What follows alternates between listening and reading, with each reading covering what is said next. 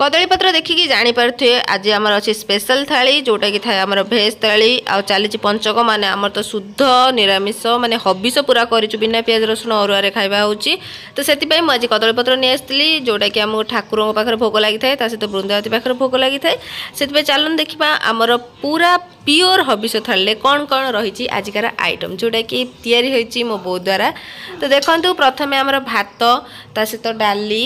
तापर रही आमर कोबी आलू कषा आउ एटा की साग मु जानी किंतु साग भजा ता सहित गोटा बैगण भजा आउ कलरा आलू चिप्स तो यहाँ सब थाए ठाकुर भी फेवरेट कि पिता मुझे तो खाए तेणु यहाँ मोर बिल्कुल भी पसंद नुहे ता सहित रही आमर दही बैगण जोटा कि आम शिलार फेवरेट ता सहित कंदमूल खटा आपण मानक कौ खटा भल लगे टमाटो खटा ना आंबुल खटा ना कंदमूल खटा तो मत तो बहुत टमाटो खटा ही पसंद किंतु जेहेतु आज ठाकुर दिहब तो तांको पसंद रही कंदमूल खटा